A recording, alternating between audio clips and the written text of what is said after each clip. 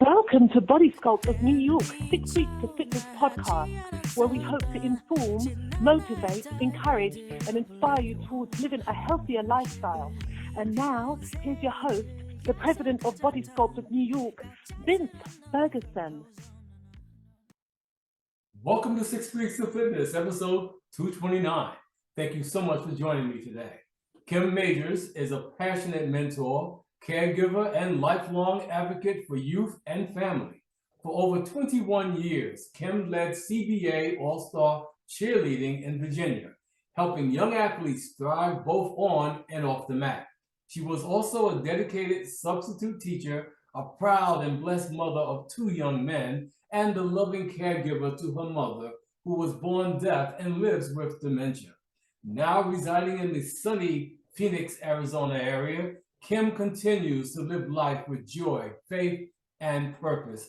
And she's here today to share her inspiring journey, her upcoming book, S.O.S, Stuck on Stupid, and the powerful lessons she's learned along the way. Let's welcome Kym Majors to my 6 Weeks to Fitness podcast. Kym, how are you? I'm wonderful. Thank you so much, Vince, for allowing me to be here today. Well, thank you for coming on the show. I really appreciate you being here in sunny Arizona, which is great. Now, I have so many questions to ask, but let me start with, where did you grow up and what was your childhood like? Oh, okay. Well, I grew up in a rural town in Virginia, and it was hard with my childhood life, simply because my mom was single, raising 2 children, my sister and I. And not only that, but she was deaf. And so it was different. I thought we were the norm until, I started getting older. And then I noticed that other parents weren't deaf, like my mom. What's going on here? Yes. So my childhood was, I would just say it was just different from the norm. But I appreciated all that my mom did do for my sister and I along the way. And she was a beacon of light and definitely an inspiration for me, and how you can handle, life, even with, an ailment, or, well, I'm saying that now because she has dementia. Yes. But her being deaf, she superseded all of the challenges that came, and she raised us up to be beautiful women and smart women and go-getters. So I appreciate it. Oh, most definitely. Is that why you learned sign language to communicate with your mom? Absolutely. My sister and I were the only 2 that in our family on my mother's side that learned sign language. Everyone else communicated through her reading their lips and writing things down on paper. But my sister and I, growing up, we were the ones that were pretty much the advocate for my mom. Oh, that's beautiful. That's beautiful, Kym. Now, did you have any mentors as a child growing up? My mentors was my mom. Not my mom, but my aunt as well. They were 2 different yet alike individuals, and they inspired me. I think primarily because my mom, she smiled everywhere she went, to everyone. It didn't matter. She just wore that beautiful smile on her face, and I appreciated that, and other people around her appreciated that.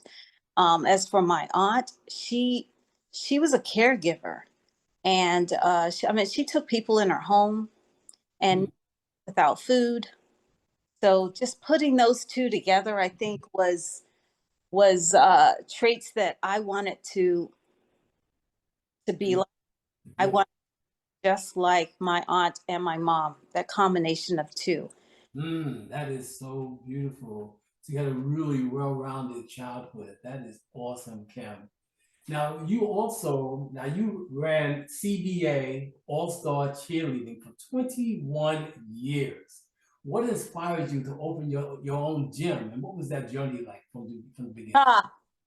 Well, I really didn't think that was the the path that God had for me. Mhm. But being around athletes with our two boys, I say my ex-husband and I, we were at all of their events, all of their, I mean, since they were 4, 5 years old. If they were out there, we were out there.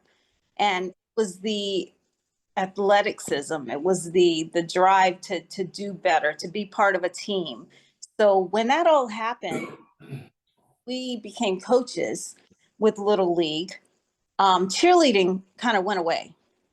It was the competition part did. And a parent came to me and she said, Kym, can you take our athletes to a competition? Because we miss it. And I was like, absolutely.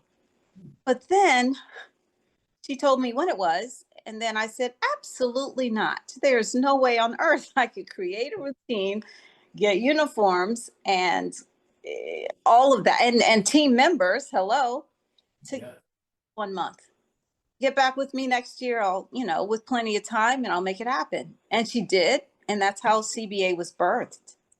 And Really?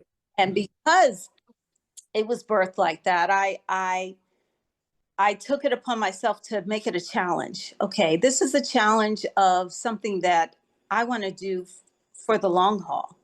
I want to be that beacon of light for athletes. I want to inspire them, and I want them to inspire others. So I continue to do it for 21 years. Wow. Wow. What does CBA stand for, Ken? Culpeper Blue Angels. Culpeper Blue Angels. Yeah, Wow. That's a very unique name. it is. It is. Okay, that was my town, where I was from. And blue's my favorite color, as you can see behind me. Okay. Okay. So And where the angel come and from? so is the opposite of our high school mascot. We were the Oh. Blue Devils. So Oh. I thought I'd catch you right there. But that's good. Now, now cheerleading is as much about athleticism and mindset as it is about choreography. So how did you help young athletes to develop both their physical strength and personal confidence? I would say that, well, I've always told my athletes, hard work beats talent when talent refuses to work hard. So I instilled positivity in my athletes and to always work hard Hmm. to Yes. accomplish those goals. Even as a substitute teacher, if you continue to study and you continue to ask questions that you need answers to, then you'll be successful with the exams at the end of the year. Hmm. But to sit back and you just expect it to just happen, no, that's not how it works. And so feeding them positivity and feeding them a drive, Mhm. their very best. And how do you do your best? Well, you practice your best. You Yes. you think about your best, Hmm. and you put forth action to do your best, and it just all comes together. So yeah. It's amazing. What were the ages of the kids? Ages of the kids was ages 3 to 18. What was I thinking, Vince? What was I thinking? Yeah. What a wide range. Oh, for the most part, I had maybe a couple of guys here and there, but yeah, and I have two boys, mind you. Yes. So Yes. that was a challenge in itself. Yeah. Huh. In 21 years of it, how'd you arrange, how'd you get the people, the staff to help you out with this? You know what?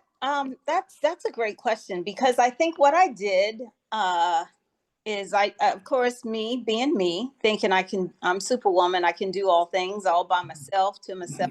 Right. So I depended on athletes within my gym, the older girls, the Okay. 16-year-olds. If they had skill, I wanted them to share their skill. How do you share your skill? Show them how you learned your back handspring. I'll Huh. give the proper techniques, but you show them or tell them how you started. Did you start with a roll? Did you start with a cartwheel? And they appreciated that as an athlete to be able to shine as, a junior coach. I mean, I had Bree and Alexis. Wow. I had them both. They were spot on with their athleticism, which turned into junior coaches. But the one that shines the most for me was Coach Stephanie. Why? Because she was an athlete. She didn't have those skills, that the tumbling skills and the stunt that came with cheerleading. She was more like me. Back in the day, we just do what we do. We use our voices, that type of thing. But she took what she did have, and when I asked her to be my assistant coach, because she was one of the oldest, cheered for me for 2 years. She accepted the challenge, and she did it all the way past me. Really? Yeah, I moved back to, I moved to the West Coast, and she was still coaching. Really? Request, and I'm thankful for that, because I thought CBA would be forever. I did. Well, 21 years is that's quite a few years to be doing it now. That's not forever, but it's a long time. It is. Yes. A long time. It's amazing. So let me ask you though, because now I know you're in Arizona, sunny Arizona, and truth be told, so am I. And what brought you out here? Whoa. Okay. Well, my divorce, and the fact that I just needed. Well, my youngest son lives here too. He's been here for a long time. Okay. Yeah, a long time. So I just wanted to get away and just find me, to not be resentful or bitter. And I thought that the move would be good to start a new chapter. And I was right. It was. It was a great move. I've learned a lot about myself here. And I was in a little box. I always tell people, don't step outside of your box. Don't do it. I'm saying the opposite. I said, do step outside of your box. Don't stay stuck in that box. Yeah. But I told him, I was like, you got to venture out and do your own thing. And I was telling them that, but I wasn't doing it until I came here, until I from the East Coast to the West Coast. Yeah, big difference. A divorcee, and now come on, I was married for over 28 years, and now I'm here in Arizona as a single 50-some-year-old woman. Come on, what? I want to say, Vince, it was a challenge that I took on, and I'm grateful that I did, because not only did I learn how you can overcome those obstacles that stand in your way and feeling stuck. Yes. But you can come out of it knowing that God has your back. And I'm more reliant and dependent and grateful and closer to God than ever before, because of the move, because of the challenges and overcoming those challenges with his grace and mercy, with him protecting me, with him guiding me. Yes. So you had to lean more on his good graces. I had to 100% lean. Wow. Yes. Wow. But do you miss the lifestyle, the work you're doing in the East Coast with CBA? Do you miss it? I miss the country living, because I always said that I was a rich woman and a city woman trapped in a poor and country girl's world. Really? So yeah. So I don't miss, I don't miss being in a small town, but yet I do. And let me explain that. I miss the fact that, you go to the grocery store and it's like, hey, Coach Kym, how you doing? Hey, how you doing? And and everyone knew me. Everyone knew. So I couldn't escape that. I couldn't. So do I miss that? Yes. That I don't, because now I'm in the realm of people don't know me, but I'm still saying hello, and they're still saying hi back, and there's no real conversation, and sometimes there is, but all I love the fact that I'm free to be me with no judgment. And I'm not saying that people back at home judged me, but there were some that did. Oh, Here, no one knows me, so I can be who I want to be. I can be who I thought I was when I was. Does that make any sense? yeah. Well, if it makes sense or not, it makes sense to me. So no. Yeah. That is funny. Yeah. But has being here, well, has what has being here taught you though that you didn't know when you were in Oh, well, first of all, it was a culture shock. speak on And that? that because I have experienced not seeing a lot of people like me, um, Black people like me, uh, in this area as much. And I thought that was the norm. I thought it was normal. So, but what I love about the area is the adversity, is the fact that there are many different cultures, and I'm coming to understand them more here. And not only that, but I'm understanding myself Yes. with that. And I love the sun, Vince. I love the sun. Yes, yes, yes. I So, opportunities of being able to go to a play 20 minutes away, to be able to go to an NBA basketball game, a football game, or to a high school to watch, a baseball game or something. It's just it's an option to just think outside the box, like I was before. And I welcome that, and I appreciate that, and I've learned so much from it. So yeah. nice, very nice.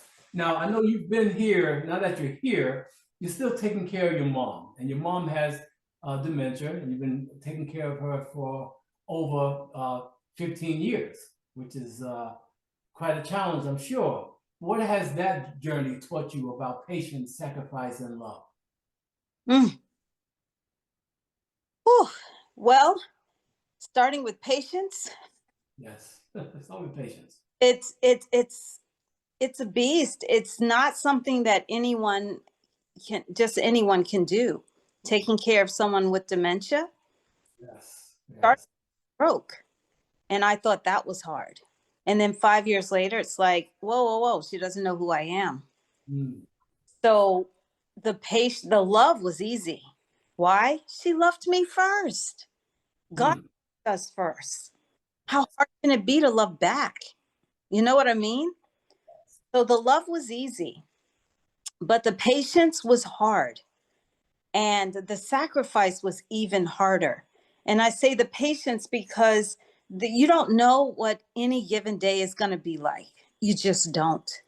So you have to go with the flow, and you have to be patient through her screaming and throwing, prune juice at you. And it's like, oh gosh, okay, I got to change today. Okay, Oh, okay. And then the sacrifice is, again, I'm single in my 50s, and I thought I was going to come to Arizona to find love. No, I had to come find myself. And I had to, in the same token, take care of a deaf mother with dementia. yes. So, talking about sacrifice, but I want to say crystal clear, I would do it again. I Mm. would do it again. It's nothing like unconditional love. And I see it with my mom. I saw it when she raised me. I see now how she tries to protect me through having dementia. Really? And me being able to give her that love back, it's priceless. Mm. I'd do it over and over and over again. I would. Wow. Yes. That says a lot about you, you know? Thank you. What would you say to others, though, you know, who find themselves suddenly in a similar situation, becoming a caregiver for a loved one? What would you say to them, how they should deal with it? Because we don't know 5, 10 years from now, we may be in a similar situation, right? Right. And we ourselves may need care, you know? So what would you say to someone about that? I would say self-care is so, so important.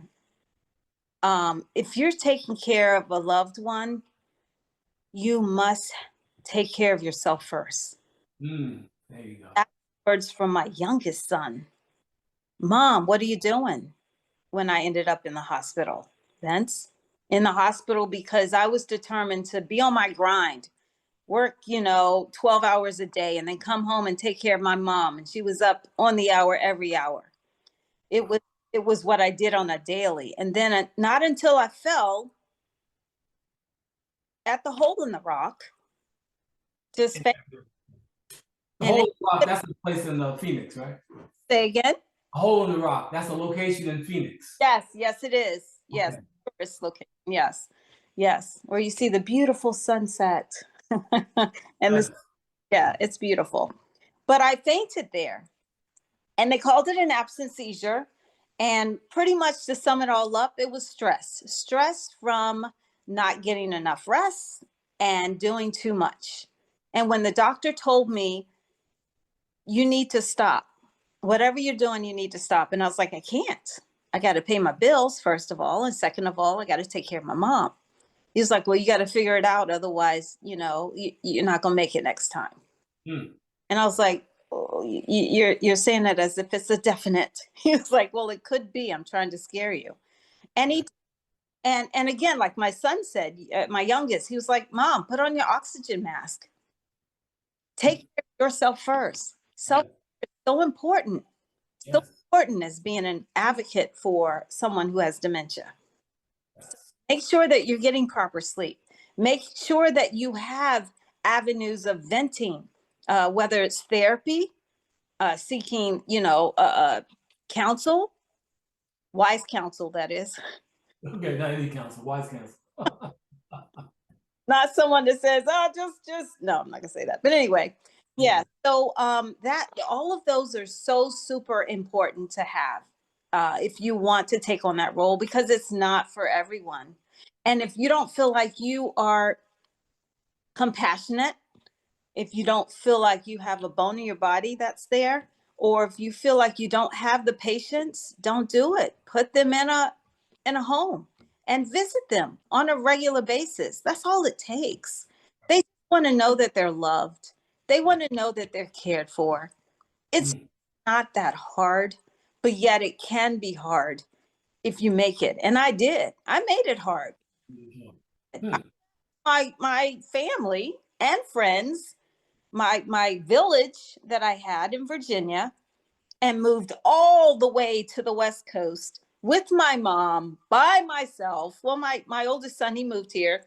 He lived in a city one over, and then my youngest, he was in another city. So we're all in 3 different cities. But now my oldest is in Texas. But anyway, what I'm saying is I did all of that to the West Coast with my mom. And then I said, Vince, uh-oh, what now? What do I do? How do I maneuver through life right now? Because I just gave up everything. And now I'm here. And I got to figure this out by myself. So you have to be careful with that. Don't try to take it on thinking that you can control life, because God he has the ultimate control. But you have to lean and depend on him, and you have to go into prayer and say, what do I do with this? What is my gift? My gift is caregiving. I know I didn't know it before, Vince, but I know it now. But I entangled that with my grind is like, okay, I want another house. Okay, I want, to continue to drive the car that I drive. I want to be able to go out and have dinner whenever I want to. I want to be able to go on vacation. And I was trying to do it all. I you know what? I did do it all in 2 years. 2 years. Years I was here, I did it all. Went to Jamaica, Miami. I mean, I was traveling. Ah, House renting out for Airbnb. I was out Uber, Lyft driving, right, yes. driving. I was doing it all and still trying to take care of my mom. Wow. Until that fateful moment where, boom, you So fainted. eyes wide open. I was like, oh, okay, okay, okay. So she gonna outlive me if I keep this up. Got it. Got it. Do it. Yes, yes, yes. So what did you do though to flip the switch? What did you do? What did I do? I surrendered to God. Hmm. I just did that recently. Okay. Just did it recently. That's how I was able to write the book that I wrote. That's how I was able uh to take care of my mom properly and be healthy and happy, which was my goal for her. Yes, yes, So, yes. so yeah, I had to focus on what do I need? That was a change. What do I need? What do I need to do? What is my ultimate goal in life? I had to sit down and really focus in on me, which is what my boys were telling me. They were like, Mom, just live your life. You're not living your life. If grandma didn't have dementia, she would not have you do what you're doing right now. You're running yourself thin. Mhm. So, but I can't let go of what my mom needs. And I think it's because of the experience that I have seen. Yes, Uh, yes. putting her in a home, because I did do that because I wanted to go on vacation. I wanted to do all these things, but I wanted her taken care of as well. But it didn't work. It didn't work for me. Um, and I think it's because of the disconnect of people thinking that they can do whatever with someone hearing impaired, and they don't have to learn how to communicate with them. And it can be simple as writing something on the chalkboard. I provided a board with markers, dry erase markers. It was simple. She can read and write. She can read your lips. I Right. signs every day that I'm here. I was there every day, unless I was on vacation. I was Right. every day. And Hmm. they still didn't take heed to what was required for a deaf dementia resident. And it hurt my heart so much so that I want to be an advocate for my mother and the deaf and dementia community. That's my goal, Vince. That's my goal. And that's what I plan to accomplish. Hmm.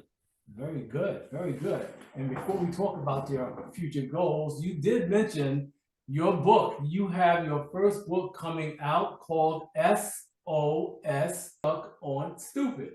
Now, what inspired you to write that book, and what message do you hope readers will take away from Um, it? well, the inspiration was my world was turned upside down, just like that. I was like, whoa, whoa, whoa, whoa, whoa, whoa. This is all I've known my whole entire adult life. And now I have to start over. Oh, that doesn't make sense to me. It doesn't make sense. And then I was like, how could I be that stupid? And then I was like, I was stuck. I made a lot of poor decisions over the course of my life. And so when I moved here, I thought about that. And I was like, I should write a book. I said that before I left. I should write a book about, you know, um, uh, the life that people live and how they can get stuck. And I'm going to call it SOS Stuck on Stupid. That's what I'm going to call it. Stuck on And 21 came. I'd be rideshare driving around, and they were like, and they would ask about, what brought me here. And then I would go deep into, my little story. And then they were like, oh, wow, you said you're writing a book. I was like, I am. They're like, oh, I can't wait to see it. And that was fun. When I surrendered to God, Vince, I have to say this, and I don't know if I'm off course or what, but when I surrendered to God, I got down on my knees and I turned it all over to him. And that's when he said, okay, you're ready for the next level. Because I was stuck. I was still stuck. Here I am writing the book about stuck on stupid when I was continuously making those poor choices. I was not seeking counsel. I was not listening to any advice from my friends and family. I was trying, and I had my hand on the wheel, controlling every situation and at least I thought I was. Right. But when I realized I was in my own way, the book became easy. And I'm glad that I didn't write the book in 2021 or finish the book, because my situation over the years didn't get better with how stuck I was. Stuck in that rut. I was stuck in that storm. And I hadn't surrendered to God. I didn't turn it over to him because I was trying to control it. So when I recognized that, no, this ain't working. This ain't working. I'm in my own way. Let me get out. And when God told me, you're ready, that's when I was able to finish the book and provide so much context material in the book that didn't make sense back in 2021. Because I was just stuck on, okay, well, I'm divorced now, and I don't know what to do with my life, and it's a single life, and this don't make sense. And no, so technically, even though I left Virginia to not be bitter, Yes. still had a little bitter taste in my mouth. I did. I don't know. I do not. I don't. Why? Because it's all about me. This book is an inspiration on what I've gone through and what I've heard others go through. That's what this book is about. Okay. And I'm totally excited that I was able to release that, not only my parts of my story, but parts of other stories as well that needed to be told, that ring true to me, that resonates with me. So yeah. Did I answer your question, Vince? Yeah, it sure did. So this book is basically a lot of personal experiences that you went through. So what would you say to others who are maybe in similar stuck on stupid situations? What would I say? Eesh, I could say a lot. I would have to say recognize the signs of what my oldest son would tell me was insanity. You can't keep doing the same thing, getting the same results, and think that that's okay. Yeah. Progress. And that's you getting in your own way. I learned a lot from my boys. My sons. Yes. Always be my boys, though. But anyway, my sons, I learned a lot from them, from the friends that I have here in the Arizona area that I met. And all of the people that I've met and the experiences that I've gone through. Yes. So my advice is to just slow your butt down, Mhm. slow down, take time, think about yourself, what you need. Think about uh, what God has in store for you, and just resonate in that. Just dwell in that, because that's what I did in that closet that day.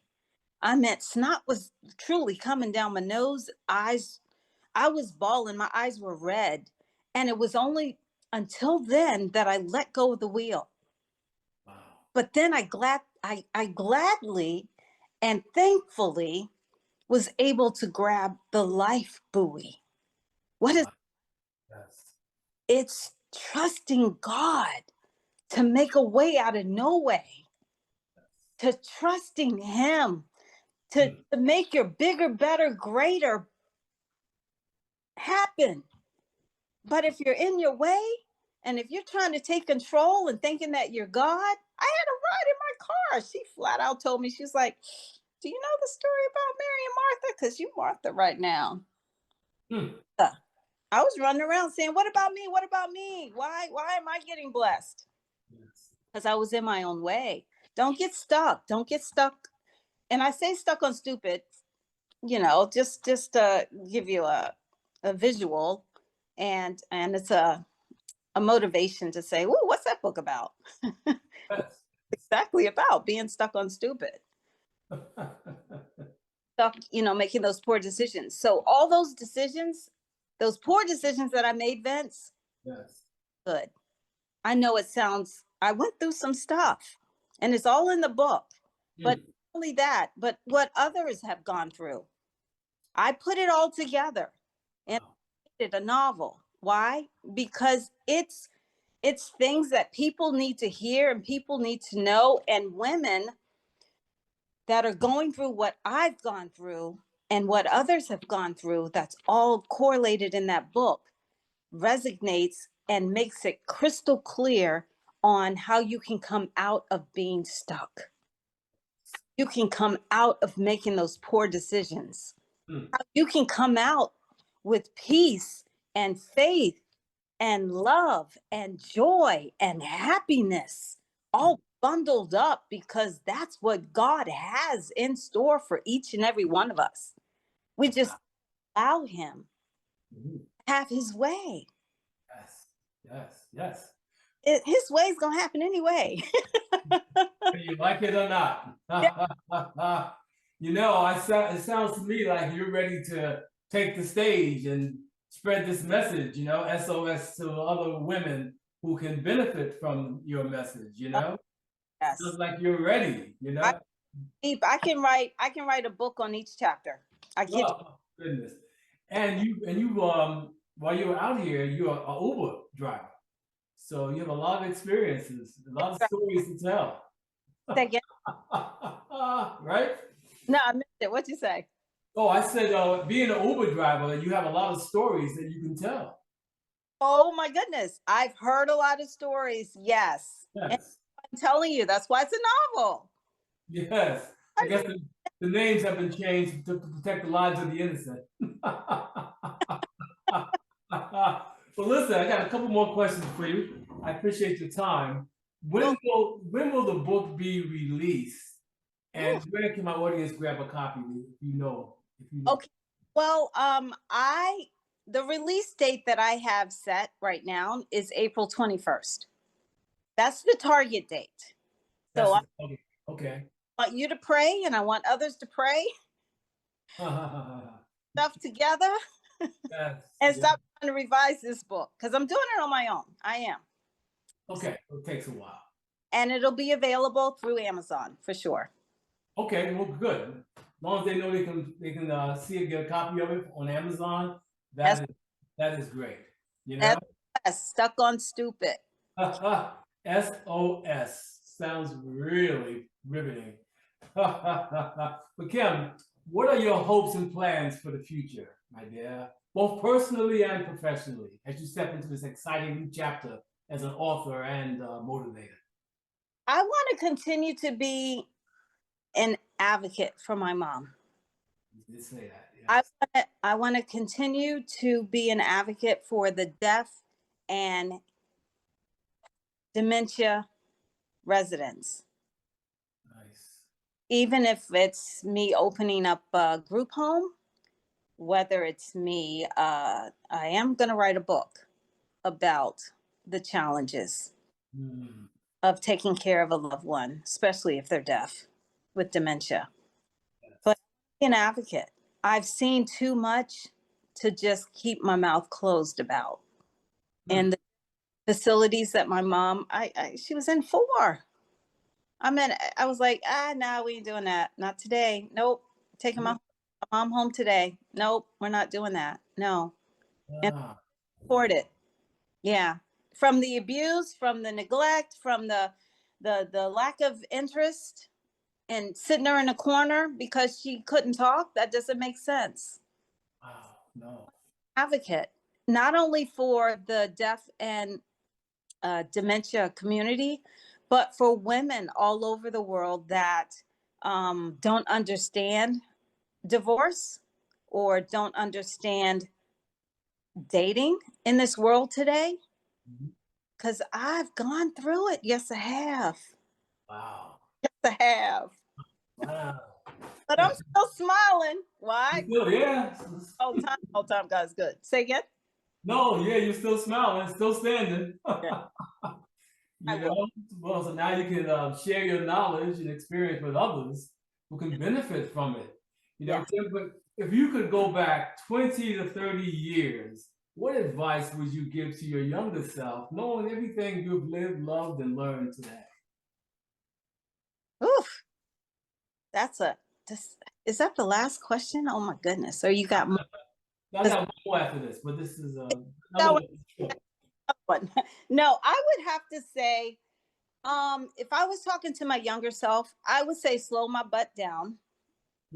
Would and really seek counsel for sure. Because it's important. Counsel, you mean therapy or whatever it takes, but wise counsel, yes, for sure. For sure. Writing the book for me was therapy. It released a lot that I had, bundled inside that I didn't even recognize. So I would say, yeah, and self-care. Take care of yourself on a regular and focus on yourself first.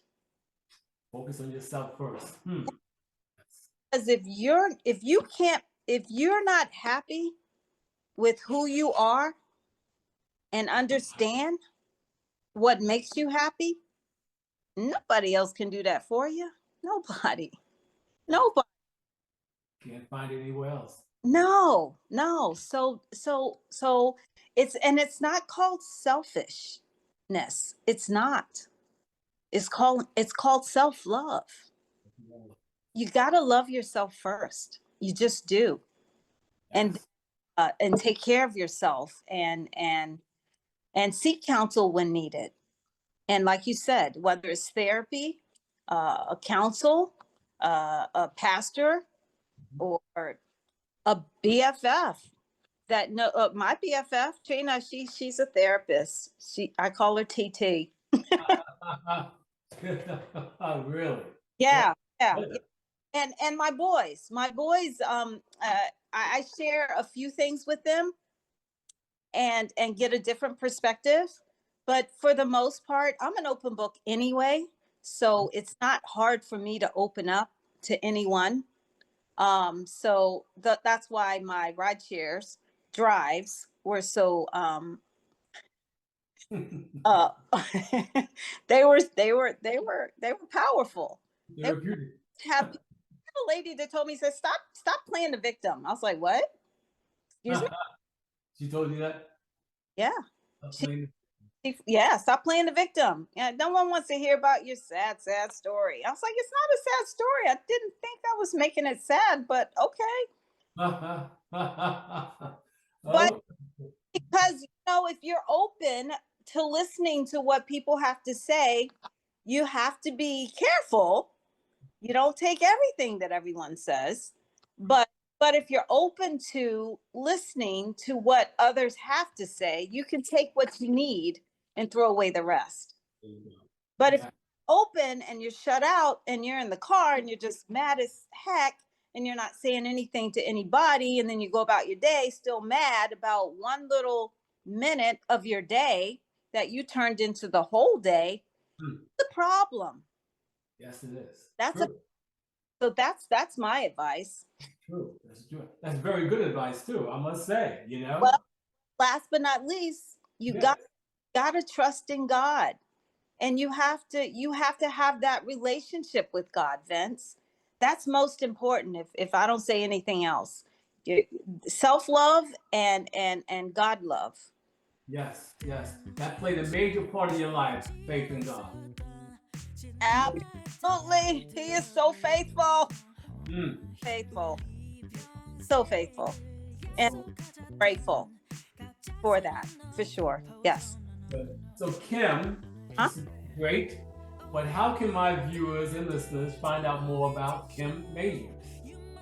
Oh, well, I'm new to social media. Okay. So I don't know what the heck I'm doing. So why am I doing it myself? So, you on Instagram? Say again? You're on Instagram? Yes. Instagram is KymKan25. That's KYMKAN 25.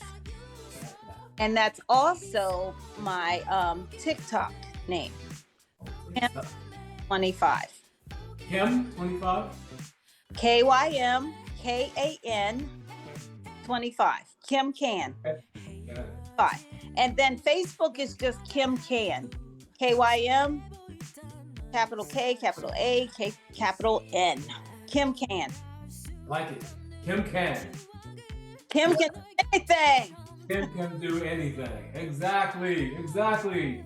Kym Majors, on behalf of Body Scope of New York, my nonprofit organization, and 6 Weeks of Fitness, I really want to thank you for coming on my show today.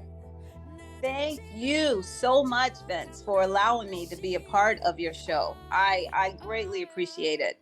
Oh, my pleasure. And to my listeners, I truly hope this program was informative, encouraging, and inspiring, and that you will continue tuning in to our 6 Weeks of Fitness podcast. And if you have any questions, comments, or suggestions for the show, please leave them in the comment section below or email me at vince@6weeks.com. And please don't forget to subscribe so you don't miss any future episodes. And remember, we don't stop exercising because we grow old. We grow old because we stop exercising. Right, Kym? You're awesome.